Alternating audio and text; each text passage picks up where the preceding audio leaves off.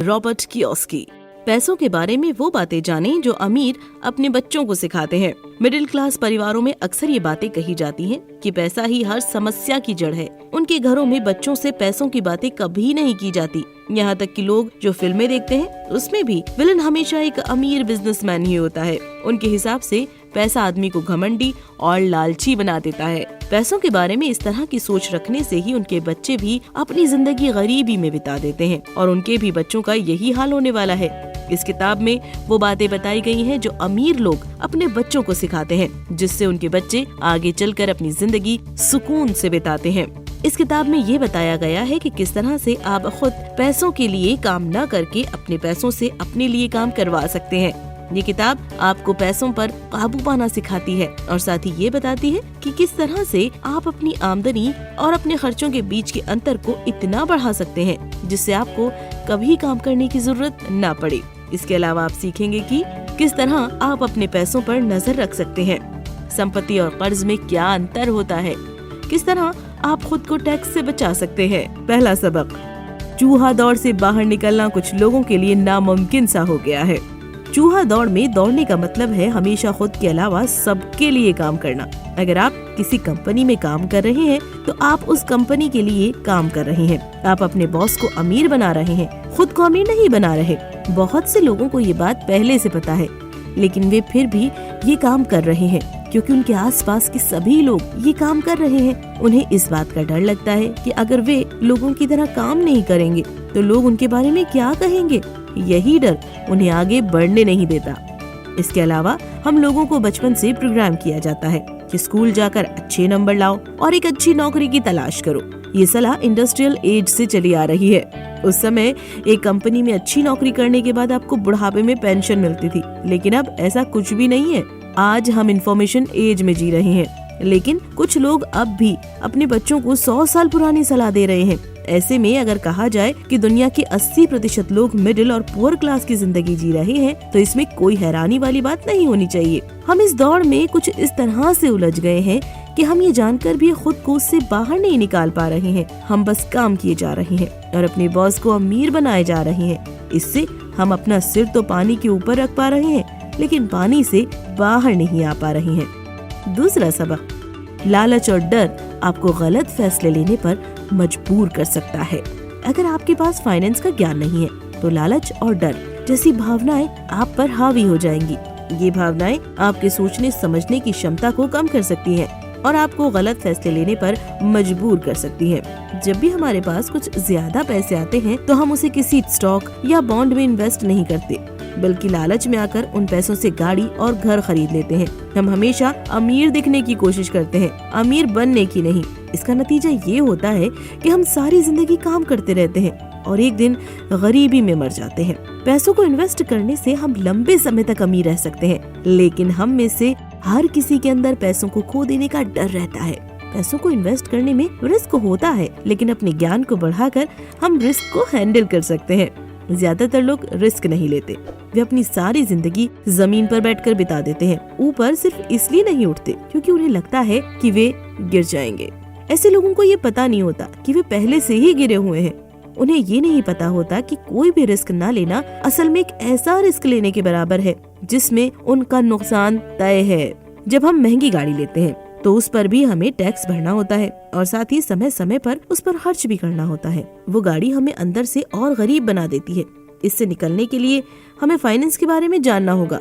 अपने ज्ञान को बढ़ाकर हम अपने लालच और दिखावे की भावनाओं पर काबू पा सकते हैं। तीसरा सबक, बच्चों को फाइनेंशियल एजुकेशन के महत्व के बारे में नहीं बताया जाता। क्या आपको पता है कि जो लोग रिटायर होते हैं उनमें से 50% लोगों के पास कोई रिटायरमेंट प्लान नहीं होता और जो बचे हुए 50% हैं उनमें से भी 75 से 80% लोगों को जरूरत भर की पेंशन नहीं मिलती। आज की दुनिया में अगर आप सिर घुमाकर देखें तो आपको बहुत सारे काबिल लोग दिखाई देंगे, लेकिन ये काबिल लोग कामयाब नहीं है। इन सभी बातों की एक वजह है फाइनेंशियल एजुकेशन की कमी। आज के समय में स्कूल में वो पढ़ाया जाता है जिसका इस्तेमाल असल जिंदगी में बहुत कम होता है। फाइनेंशियल एजुकेशन की जरूरत हर एक व्यक्ति को है क्योंकि हर एक व्यक्ति पैसा कमाना और उसे संभालना चाहता है, लेकिन स्कूलों में इसके बारे में कुछ भी नहीं पढ़ाया जाता। इसकी वजह से बहुत सारे लोग बड़े होने के बाद पैसों को अच्छे से नहीं संभाल पाते। फाइनेंशियल एजुकेशन की कमी होने की वजह से सिर्फ लोगों का ही नहीं बल्कि देश का भी नुकसान होता है। अगर बड़े बड़े नेता विदेश से लोन लेने के बाद उसे चुका नहीं पाएंगे तो सोचिए उस देश का क्या होगा। ऐसे में हम ये कह सकते हैं कि अगर आज बहुत सारे लोग गरीब हैं तो उसकी वजह है फाइनेंशियल एजुकेशन। ऐसे हालात में ये हमारी जिम्मेदारी बनती है कि हम खुद से अपने आप को फाइनेंस की बातों से परिचित कराएं। अगर आप हर एक वक्त में बहुत कामयाब रहना चाहते हैं तो आपको इसकी बहुत जरूरत है। चौथा सबक, फाइनेंस के बारे में जानकारी हासिल करके आप अपने भविष्य को सुनहरा बना सकते हैं। अगर आप अपने भविष्य को अच्छा बनाना चाहते हैं तो आपको आज से ही शुरुआत करनी होगी। आप जितनी जल्दी काम करना शुरू कर देंगे उतनी ही जल्दी खत्म भी करेंगे और अपनी बची हुई जिंदगी को अच्छे से बिता सकेंगे। इसके लिए सबसे पहले आपको जानकारी हासिल करनी होगी। आप जब तक खुद को शिक्षित नहीं करेंगे तब तक आप फैसलों को अच्छे से नहीं ले पाएंगे। आइए देखें आपको किस तरह से शुरुआत करनी चाहिए। सबसे पहले आप ये देखिए कि आप इस समय क्या कर रहे हैं और आप जो भी काम कर रहे हैं उससे आप भविष्य में किस तरह की जिंदगी जीने की उम्मीद करते हैं। आप देखिए कि भविष्य में जब आपके खर्चे बढ़ेंगे तब क्या आप अपने इस काम से अपने आप को संभाल पाएंगे। इसके बाद आप अपने फाइनेंस की मंजिल को तय कीजिए। आप ये सोचिए कि अब से 10 साल बाद आप अपने आप को किस हालत में देखना चाहते हैं और किस तरह की जिंदगी जीना चाहते हैं। आप खुद के लिए जो भी मंजिल तय करें उसे हासिल करने के लिए जानकारी हासिल करना शुरू कर दीजिए। आपका समय और आपका दिमाग आपकी सबसे बड़ी संपत्ति है और इसका सही इस्तेमाल करना सीखकर आप कामयाब बन सकते हैं। फाइनेंशियल एजुकेशन को सुधारने के लिए आप सेमिनार में जा सकते हैं, किताबें पढ़ सकते हैं या फिर एक्सपर्ट के साथ उठना बैठना शुरू कर सकते हैं। पांचवा सबक, अमीर बनने के लिए आपको रिस्क लेना सीखना होगा। आज तक कोई भी बिना रिस्क लिए अमीर नहीं बन पाया है। कामयाब लोगों को रिस्क लेने से डर नहीं लगता क्योंकि उन्हें पता है कि रिस्क को हैंडल कैसे करते हैं। उनके पास सोच समझ कर रिस्क लेने की काबिलियत होती है जिससे वे जब रिस्क लेते हैं तो कामयाब होते हैं। दूसरी तरफ नाकामयाब लोग रिस्क लेने से डरते हैं क्योंकि उन्हें नहीं पता है कि रिस्क को हैंडल कैसे किया जाता है। हम में से हर कोई अपने पैसों को बैंक में जाकर जमा कर देता है। हम उसे कहीं भी इन्वेस्ट नहीं करते और इसीलिए हमेशा पैसों के लिए काम करते रह जाते हैं। अगर हम उसे इन्वेस्ट करेंगे तो पैसा हमारे लिए काम करना शुरू कर देगा। इसीलिए आप अपने पैसों को बैंक में रखने के बजाय उसे इन्वेस्ट करना शुरू कीजिए। आप उसे स्टॉक या बॉन्ड में इन्वेस्ट कर सकते हैं। हाँ, इसमें हमेशा खतरा रहता है कि आपका सारा पैसा डूब जाए, लेकिन अगर आप जमीन से उठने की कोशिश ये सोचकर नहीं करेंगे कि आप गिर सकते हैं, इसका मतलब ये है कि आप पहले से ही गिरे हुए हैं। समय के साथ आपको सोच समझकर रिस्क लेना आ जाएगा। अगर आप स्टॉक या बॉन्ड में इन्वेस्ट नहीं करना चाहते तो आप रियल एस्टेट या फिर किसी और जगह पर इन्वेस्ट कर सकते हैं। अगर किसी इन्वेस्टमेंट से आपको ज्यादा फायदा हो रहा है तो आप समझ जाइए कि उसमें ज्यादा रिस्क भी है। इन्वेस्टमेंट करने से आपको कभी कभी नुकसान हो सकता है, लेकिन इन्वेस्टमेंट न करने से आपको फायदा कभी नहीं होने वाला। छठा सबक, अमीर बनना आसान नहीं है, इसलिए खुद को हमेशा मोटिवेट रखिए। सबसे पहले आपको ये बात दिमाग में बिठा लेनी चाहिए कि अगर आप अमीर बनने के रास्ते पर निकल रहे हैं तो आपको बहुत बार गिरना होगा और बहुत बार हारना भी होगा। इसीलिए ये बहुत जरूरी है कि मुश्किल वक्त में आप अपना मोटिवेशन ना खोएं। इसके लिए कुछ तरीके नीचे दिए गए हैं। सबसे पहले आप एक लिस्ट बनाइए और उसमें लिखिए आप क्या चाहते हैं और क्या नहीं। एग्जाम्पल के लिए आप लिख सकते हैं कि मैं अपनी जिंदगी गरीबी में नहीं बिताना चाहता, या फिर मुझे हमेशा पैसों के लिए काम नहीं करना। जब भी आपको लगे कि आपका मोटिवेशन कम हो रहा है तब आप उस लिस्ट को निकाल कर पढ़िए। इससे आपको ये पता लगेगा कि अभी आपको क्यों काम करना होगा। इसके अलावा आप सबसे पहले खुद पर पैसे खर्च कीजिए। अक्सर करते हैं कि जब भी हमारे पास पैसे आते हैं तब हम अपने बिल भरते हैं, अपनी EMI भरते हैं, फीस भरते हैं और जरूरत के कामों में सारे पैसे खर्च कर देते हैं। ऐसा करके हम अपनी सारी परेशानियों को निपटाकर अपने दिमाग को काम के बोझ से हल्का कर देते हैं और हमारा दिमाग सोचना बंद कर देता है। लेकिन अगर आप सबसे पहले खुद पर पैसे खर्च करेंगे तो आप अपने दिमाग को बाकी की जरूरतों को पूरा करने के तरीकों के बारे में सोचने पर मजबूर करेंगे। इससे आप अलग अलग रास्ते निकाल कर पैसे कमाने के तरीकों के बारे में सोचने लगेंगे और समय के साथ बेहतर बन जाएंगे। खुद पर पहले पैसे खर्च करने से आपको ये भी समझ आएगा कि आपको अपनी जिंदगी सुख चैन से बिताने के लिए हर महीने कितने पैसे चाहिए। फिर आप इस मंजिल को हासिल करने के लिए काम कर सकते हैं। लेकिन इसका मतलब ये नहीं कि आप बहुत ज्यादा कर्ज ले लीजिए या फिर खुद को हद से ज्यादा परेशानी में डाल दीजिए। इसके अलावा आप खुद को प्रेरित करने के लिए कामयाब लोगों की कहानियां भी पढ़ सकते हैं। आप देखिए कि मुश्किल वक्त के समय उन लोगों ने किस तरह खुद को संभाला। 7वां सबक, आलस और घमंड आपके डूबने की वजह बन सकती है। आप चाहे कितने ही समझदार या चालाक क्यों न हो जाएं, अगर आप खुद के व्यवहार को सुधारने पर काम नहीं करेंगे तो आप कभी भी कामयाब नहीं होंगे।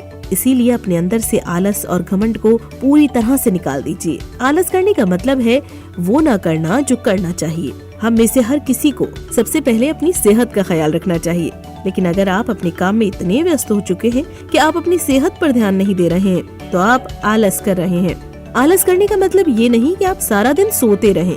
अगर आप किसी भी जरूरी काम को करने से पीछे हट रहे हैं तो आप आलस कर रहे हैं। भले ही आप एक हफ्ते में 60 घंटे काम कर रहे हो, लेकिन अगर आप अपने परिवार को समय नहीं दे रहे हैं जो आपको देना चाहिए तो आप आलसी कहे जाएंगे।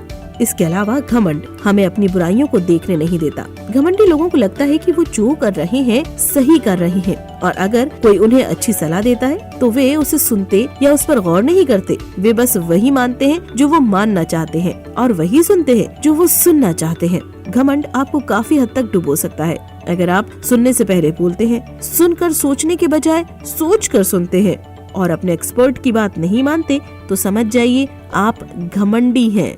कामयाब बनने के लिए आपको खुद पर काम करना होगा। इसके लिए अपनी बुरी आदतों को छोड़ना बहुत जरूरी है। 8वां सबक, संपत्ति और कर्ज में अंतर करना सीखिए। अलग अलग लोगों के लिए अलग अलग चीजें मायने रखती हैं। जो चीजें उनके लिए हद से ज्यादा मायने रखती हैं वे उसे अपनी संपत्ति मानते हैं। लेकिन अगर आपको अमीर बनना है तो आपको सबसे पहले संपत्ति और कर्ज में अंतर जान लेना चाहिए। संपत्ति वो होती है जो समय समय पर आपकी जेब में पैसे डालती रहे, और कर्ज जो समय समय पर आपकी जेब से पैसे निकालते रहे। अमीर बनने के लिए आप सबसे पहले अपने पैसों को संपत्ति खरीदने के काम में लगाइए, ताकि आपके पैसे आपके लिए काम कर सकें और समय समय पर आपको उससे फायदा हो सके। संपत्ति के लिए पैसे खर्च करने का मतलब है stock, bond, mutual fund, real estate, royalty या फिर किसी भी ऐसे काम पर पैसा लगाना जहां से आपको बिना काम किए बार बार पैसे आते रहें। आप कुछ ऐसी चीजें भी खरीद सकते हैं जिसकी कीमत समय के साथ बढ़ जाए। एग्जाम्पल के लिए जमीन की कीमत हमेशा बढ़ती रहती है। पैसों को इन्वेस्ट करने से वो पैसा आपका कर्मचारी बन जाता है। आपके पास जितने ज्यादा कर्मचारी होंगे आपको उतना ही फायदा होगा। जब आपके इन्वेस्ट किए गए पैसों से आपके पास ज्यादा पैसे आए तो आप उसे भी इन्वेस्ट कर दीजिए। ऐसा तब तक करते रहिए जब तक आपके पास हर महीने के खर्च से ज्यादा पैसा न आने लगे। बहुत सारी चीजें हमारे लिए कर्ज का काम करती हैं, लेकिन हमें लगता है कि वे हमारी संपत्ति हैं। एग्जाम्पल के लिए लोग सोचते हैं कि उनका घर उनकी संपत्ति है, लेकिन क्या उनके घर से उन्हें पैसे मिलते हैं? नहीं, बल्कि वे हर महीने प्रॉपर्टी टैक्स भर रहे हैं और वे हर साल घर की मरम्मत करा रहे हैं, जिससे उनकी जेब से पैसे निकल रहे हैं। इस तरह से वो घर आपके लिए कर्ज है, ना कि संपत्ति। अगर आप उस घर को भाड़े पर दे दे तो वो संपत्ति बन जाएगी। 9वां सबक, नौकरी से आपकी जिंदगी का गुजारा होता है, बिजनेस से आप अपनी जिंदगी जी सकते हैं। बिजनेस में आप काम नहीं करते हैं, बल्कि आपके लिए कोई और काम करता है। जिस तरह से आपको पैसे आते रहते हैं, लेकिन आप उसके लिए काम नहीं कर रहे होते हैं। तो अगर आप अपनी जिंदगी जीना चाहते हैं तो आपको बिजनेस करना होगा।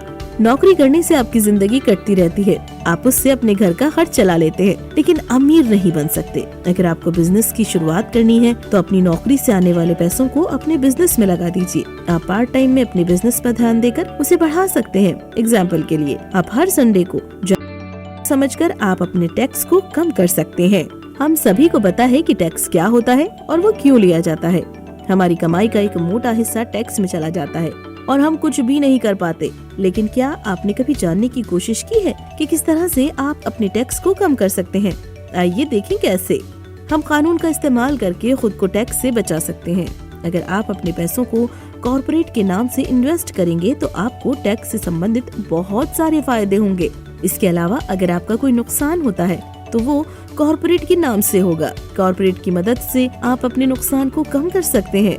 इसलिए कोई भी काम अपने नाम से ना करके कॉर्पोरेट के नाम से कीजिए। मिडिल क्लास के लोगों के साथ ये होता है कि वे पहले पैसे कमाते हैं, फिर उसका कुछ % टैक्स भरते हैं, फिर जो उनके पास बचता है उसे खर्च करते हैं। लेकिन अमीर लोग पहले कमाते हैं, फिर जितना हो सके उतना इन्वेस्ट और खर्च करते हैं, और फिर अंत में उनके पास जो पैसे बच जाते हैं उसका कुछ % टैक्स भरते हैं। यही वजह है कि अमीर अमीर होते जा रहे हैं और गरीब गरीब। आप सबसे पहले अपने देश के कानून के बारे में जानिए। अगर आप इसके बारे में नहीं जानेंगे तो ये कानून आपका इस्तेमाल करता रहेगा। अगर आप इसके बारे में जानेंगे तो आप इसका इस्तेमाल कर सकते हैं। कुल मिलाकर अमीर बनने के लिए ये जरूरी है कि आप अपने पैसों को सही जगह पर इन्वेस्ट करें, जिससे आपको बिना काम किए पैसे मिलते रहें।